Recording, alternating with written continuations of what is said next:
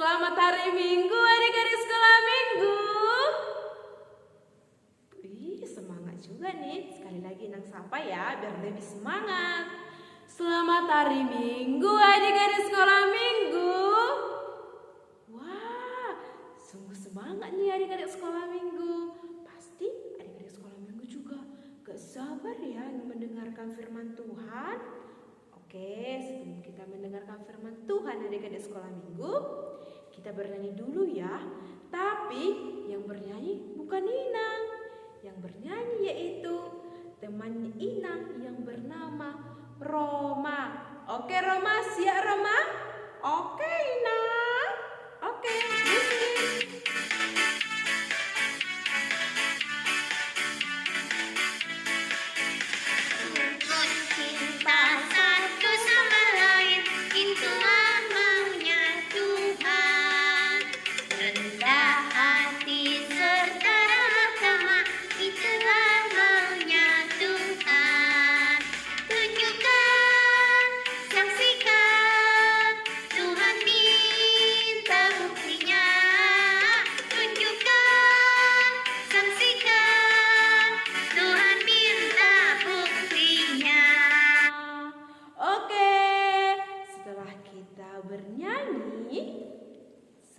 Adik-adik sekolah Minggu mempersiapkan hati dan pikirannya supaya kita mendengarkan firman Tuhan. Oke, semua adik-adik sekolah Minggu disediakan Alkitabnya, disediakan hati dan pikirannya. Sebelum kita mendengarkan firman Tuhan, kita bersatu di dalam doa. Terima kasih ya Bapak atas cinta kasih karunia yang masih boleh kami rasakan hingga pada hari ini. Sehingga Engkau masih memberkati kami, Engkau masih melindungi kehidupan kami. Sehingga kami Bapak dapat berkumpul bersama adik-adik sekolah Minggu di rumah-Mu yang kudus ini untuk melakukan persekutuan kami. Kiranya berkatilah persekutuan kami ini ya Bapak, agar menjadi berkat di hadapan-Mu. Di dalam nama anak-Mu Tuhan Yesus Kristus, Juru Selamat kami yang hidup. Amin.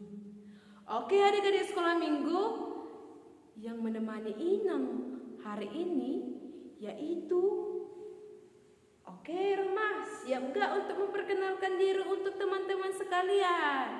Siap Inang? Oke, sebelum kita mendengarkan firman Tuhan, perkenalan dulu ya teman Inang untuk adik-adik sekolah Minggu. Ayo Roma, perkenalkan dirinya. Oke Inang. Halo adik-adik sekolah Minggu. Kurang semangat mereka Inang. Oke adik-adik sekolah Minggu harus lebih semangat ya. Selamat hari Minggu teman-teman semuanya. Selamat hari Minggu Roma. Halo teman-teman semuanya. Perkenalkan, namaku adalah Roma.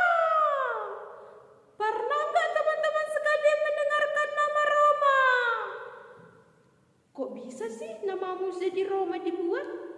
Iya Inang, mamaku bercerita karena mamaku sering membaca Alkitab dan melihat ada satu nama kota Roma. Mamaku tertarik dengan kata tersebut. Jadi dibuat mamaku dan namaku Roma. Wah, menarik juga ya adik-adik sekolah Minggu. Oke, teman Inang sudah berkenalan nih sama adik-adik sekolah Minggu. Jadi kita akan mendengarkan firman Tuhan. Dibukalah dulu Alkitabnya. Filemon 1 ayat 8 sampai ayat 22. Roma, Filemon itu perjanjian lama atau perjanjian baru? Perjanjian baru. Iya, perjanjian baru. Filemon 1 ayat 8 sampai ayat 22. Semua mendengarkan Inang ya, biar Inang bacakan untuk kita semua. Permintaan Paulus kepada Filemon mengenai Onesimus. Karena itu, sekalipun di dalam Kristus aku mempunyai kebebasan penuh untuk memerintahkan kepadamu apa yang harus engkau lakukan. Tetapi mengingat kasihmu itu, lebih baik aku memintanya kepadamu. Aku, Paulus yang sudah tua, lagi pula sekarang menjadi tahanan karena Kristus Yesus, mengajukan permintaan kepadamu mengenai anakku yang kudapat selagi aku dalam penjara, yakni Onesimus. Dahulu memang dia tidak berguna bagimu, tetapi sekarang sangat berguna baik bagimu maupun bagiku. Dia yang adalah buah hatiku, kusuruh kembali kepadamu. Sebenarnya aku mau menahan dia di sini sebagai gantimu untuk melayani aku selama aku di penjara karena Injil. Tetapi tanpa persetujuanmu, aku tidak mau berbuat sesuatu supaya baik itu jangan engkau lakukan seolah-olah dengan paksa, melainkan dengan sukarela. Sebab mungkin karena itulah dia dipisahkan sejenak dari engkau, supaya engkau dapat menerimanya untuk selama-lamanya. Bukan lagi sebagai budak, melainkan lebih daripada budak, yaitu sebagai saudara yang terkasih. Bagiku sudah demikian, apalagi kamu, baik secara manusia maupun di dalam Tuhan. Jadi, kalau engkau menganggap aku sebagai rekan, terimalah dia seperti aku sendiri. Kalau dia sudah merugikan engkau ataupun berutang padamu, tanggungkanlah semuanya itu kepadaku. Aku, Paulus, menjaminnya dengan tulisan tanganku sendiri. Aku akan melunasinya. Sebaiknya jangan kukatakan bahwa engkau juga berutang padaku, yaitu dirimu sendiri. Ya saudaraku, semoga engkau berguna bagi di dalam Tuhan. Hiburlah hatiku di dalam Kristus. Dengan percaya kepada kekuatanmu, kutuliskan ini kepadamu. Aku tahu lebih daripada permintaanku ini akan kau lakukan. Dalam pada itu, bersedialah juga memberi tumpangan kepadaku, karena aku berharap oleh doamu, aku akan dikembalikan kepadamu. Demikianlah firman Tuhan. Oke adik-adik sekolah minggu, sebelum kita sampai ke tokoh Alkitab, Inang bertanyalah dulu, siapa di sini yang pernah dinasihati oleh orang tua? Ayah, ibu, atau bahkan pernah dinasihati oleh kakak dan abang-abangnya? Siapa di sini yang pernah dinasihati? Roma, pernah nggak kamu dinasihati? Pernah, Inang. Aku pernah dinasihati oleh ibu, ayah, bahkan kakak-kakakku. Wah, kalau kamu dinasihati, apakah kamu mendengarkan nasihat dari orang tua atau bahkan kakak-kakakmu? Aku dengar, Nak, karena aku yakin nasihat itu pasti yang terbaik untukku. Ya, Roma pasti sudah memiliki pengetahuan yang baik bahwa nasihat itu dapat membangun diri kita. Adik-adik sekolah minggu, jika ada yang menasihati kita, baik orang tua, baik kakak kita, abang kita, bahkan teman-teman kita, jika ingin membangun diri kita menjadi lebih baik, kita harus menerimanya dengan baik. Oke adik-adik sekolah minggu? Oke, Inang. Jadi hari ini Inang ingin bercerita, yaitu yang bernama Filemon dan Onesimus. Filemon itu merupakan salah seorang raja. Dia memiliki jabatan yang tinggi adik-adik sekolah minggu. Karena jadi seorang raja, dia memiliki banyak harta yang berharga. Dan karena dia juga seorang raja adik-adik sekolah minggu, dia juga memiliki budak atau hamba-hamba. Untuk apa budak itu, Inang? Apakah dia memerlukan sekali ya budak itu? Ya, betul. Filemon memerlukan budak-budak supaya dapat membantu Filemon dalam pekerjaan rumah, pekerjaan kerajaannya, mempekerjakan segala peliharaannya. Sungguh banyak tugas budak ini untuk membantu tuannya. Jadi, karena si Filemon tadi memiliki banyak harta, dia juga dapat membayar budak-budaknya untuk bekerja di rumahnya. Jadi adik-adik sekolah minggu, si Filemon ini memiliki satu nama budak, yaitu namanya Onesimus. Siapa tadi Roma? Onesimus, inang. Iya, Onesimus. Jadi pada saat itu adik-adik sekolah minggu, si Onesimus ini tidak melakukan pelayanannya dengan baik. Yang dilakukan si Onesimus ini adalah dia mencuri harta dari si Filemon. Hah? Mencuri, nak? Iya, dia mencuri harta si Filemon. Tahu kan adik-adik sekolah minggu, kalau mencuri itu tidak disukai oleh Tuhan. Bahkan ada titah yang mengingatkan kita jangan mencuri. Titah keberapa itu? Titah keberapa, Roma? Titah ke-8, inang. Apa isinya? Titah ke-8. Jangan engkau mencuri. Ya, jangan engkau mencuri. Tetapi si Onesimus ini melakukan pelanggaran, yaitu ia mencuri harta dari tuannya. Jadi adik-adik sekolah minggu, ketika dia mencuri harta dari tuannya, dia langsung melarikan diri ke kota Roma. Dia langsung melarikan diri ke kota Roma supaya tuannya ini tidak mendapatkan si Onesimus. Jadi adik-adik sekolah minggu, waktu kerajaan si Filemon, jika siapa yang melakukan kesalahan, sampai bahkan siapa yang mencuri, yang kedapatan mencuri, dia akan dipenjara. Maka si Filemon menyuruh semua hamba-hambanya untuk mencari keberadaan si Onesimus. Maka adik-adik sekolah minggu, si Onesimus ini kemudian didapatkan di kota Roma. Jadi pada saat itu, setelah si Onesimus ini diketahui oleh hamba-hambanya si Filemon ini, kemudian dia dibawa ke penjara. Maka dia dipenjara di kota Roma. Wah, ternyata dia tidak bisa lolos ya, inang. Dia masih bisa didapatkan oleh suruhan dari si Filemon. Iya, dia masih didapatkan oleh hamba-hamba dari si Filemon. Jadi adik-adik sekolah minggu, setibanya di penjara, ketemulah si Onesimus ini dengan salah satu rasul yang bernama Rasul Paulus. Rasul siapa tadi? Rasul Paulus, inang. Inang, rasul itu apa ya, inang? Roma nggak tahu apa itu rasul.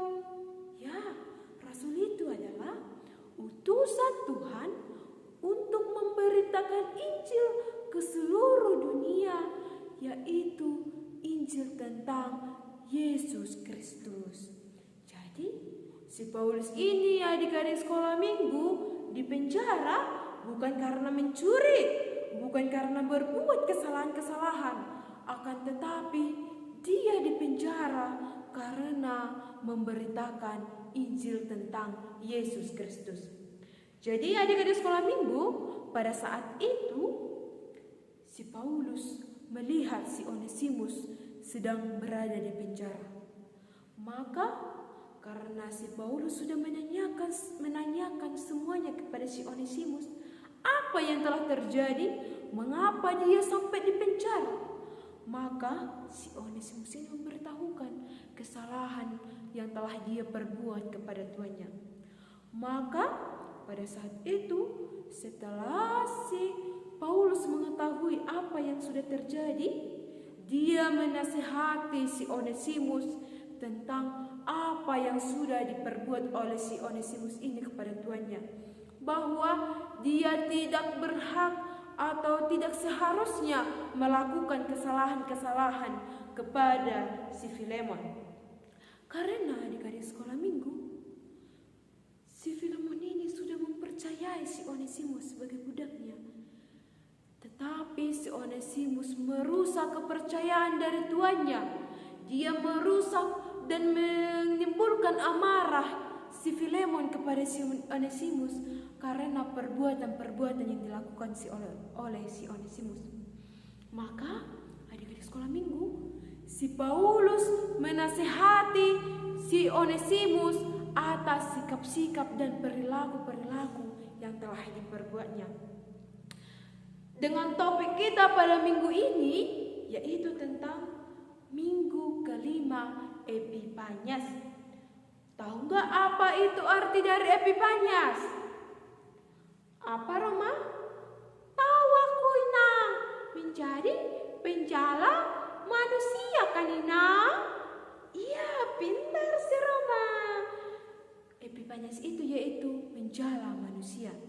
Jika dikaitkan dengan Paulus dengan penjala manusia, kita dapat melihat bahwa si Paulus ini dapat menjala si Onesimus dan juga si Filemon.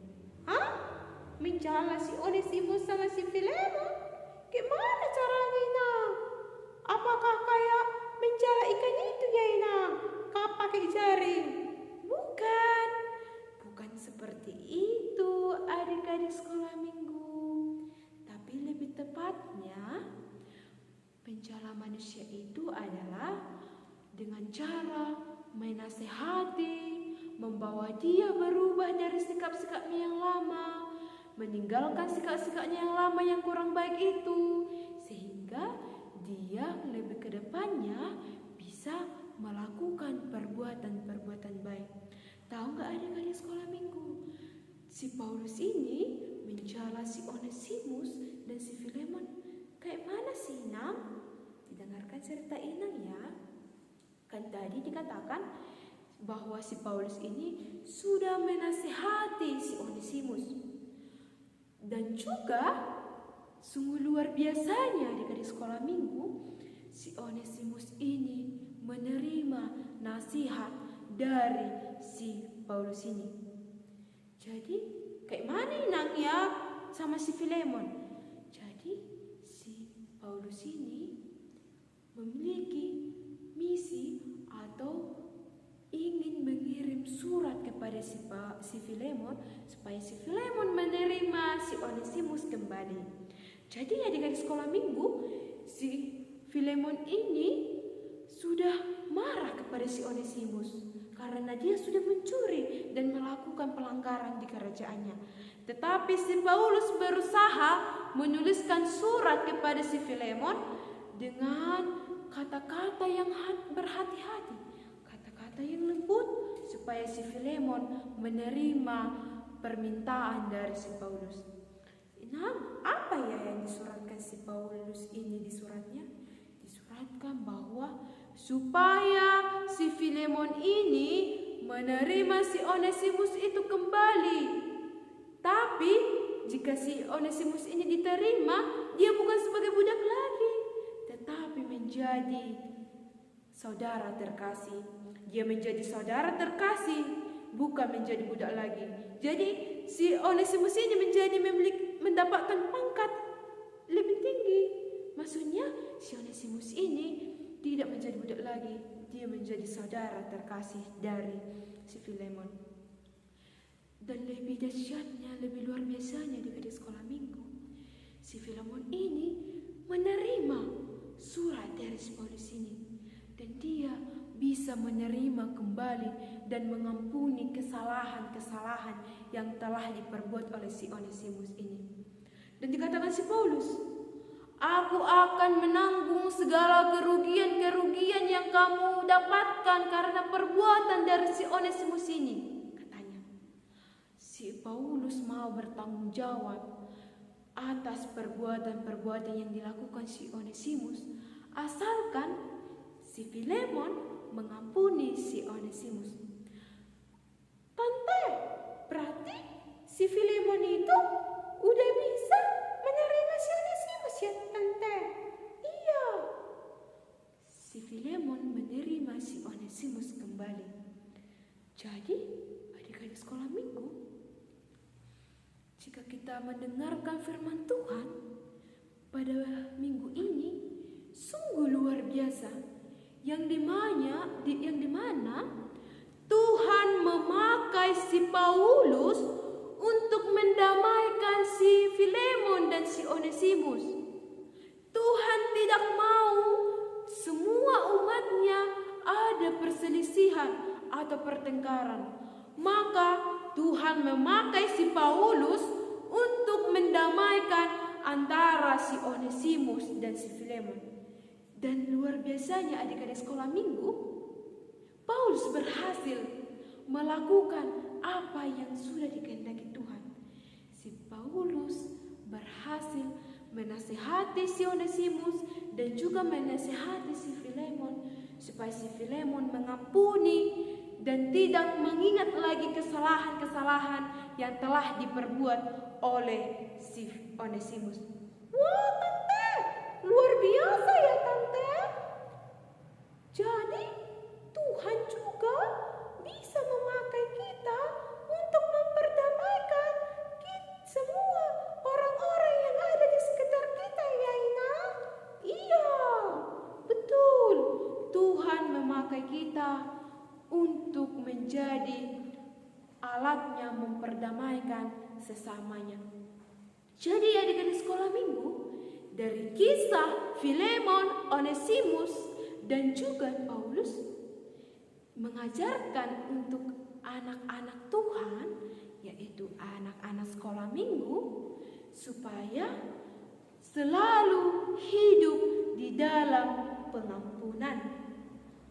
Tante, jadi kalau misalnya ada temanku yang berbuat kesalahan kepadaku, berarti aku harus mengampuninya, ya kita? Betul, kita harus mengampuni dan mengasihi teman kita.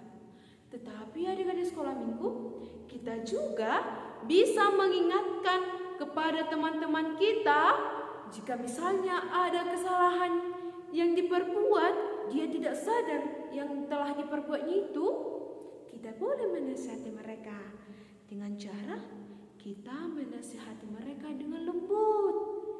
Kita bisa menasihati mereka dengan baik-baik, dengan sambil mengasihi mereka. Maka teman-teman yang kita nasihati pasti menerima nasihat kita dengan baik dan bisa memperoleh kebenaran atau bisa memperbaiki dirinya. Tante, sungguh luar biasa ya firman Tuhan pada hari ini, yaitu mengajarkan kita untuk mengasihi, mengampuni. Betul, Roma. Firman Tuhan hari ini mengajarkan kita untuk saling mengasihi dan juga jangan pernah kita membiarkan teman kita selalu berbuat tidak baik. Jika ada kita lihat teman kita kurang berbuat baik, kita bisa menasihati mereka dengan kasih. Dan juga ada tadi dikatakan penjala manusia. Tadi dikatakan Paulus menjala Onesimus dan juga Filemon. Adik-adik sekolah minggu juga bisa melakukan hal tersebut. Kemana Inang melakukannya? Cara melakukannya adalah jika kita datang ke gereja, mari kita ajak semua teman-teman kita. Ayo, biar kita sama-sama pergi ke gereja. Baru sama-sama datang ke gereja untuk memuji dan memuliakan Tuhan. Jadi adik-adik sekolah minggu, firman Tuhan hari ini yaitu apa tadi, Roma? Kita harus mengasihi, mengampuni, dan juga menerima nasihat-nasihat untuk membangun kita lebih baik. Dan juga karena nasihat itu adalah sangat penting untuk memperbaiki diri kita, Inang. Ya, berarti si Roma udah paham ya untuk cerita kita minggu ini. Jadi untuk kedepannya Inang harus melihat adik-adik sekolah minggu harus hidup saling mengasihi, mengampuni, dan menerima nasihat-nasihat untuk memperbaiki diri kita. Amin. Mari kita bersatu di dalam doa. Yalah Bapa kami, Bapa yang bertata tinggi dalam kerajaan surga, kembali kami mengucap syukur kepadamu di mana atas cinta kasih karunia-Mu yang masih boleh kami rasakan hingga pada saat ini. Bapa yang baik, kami telah mendengarkan firman-Mu, yang dimana firman-Mu mengajarkan kami supaya kami saling mengampuni, mengasihi, dan bahkan ya Bapa menerima nasihat-nasihat untuk memperbaiki diri kami dan memperbaiki apa yang kurang di dalam diri kami. Bapa yang baik, dan ajarlah juga kepada anak-anak sekolah minggu supaya mereka juga saling mengasihi antara satu sama yang lain. Bapa yang baik, kiranya Engkau yang selalu menyertai hidup kami mulai hari ini hingga masa depan kami. Di dalam nama anak-Mu Tuhan Yesus Kristus, Juru Selamat kami yang hidup. Amin. Dadah adik-adik sekolah minggu. Sampai dulu sekali lagi ya. Sampai lagi ya. Roma. Dadah.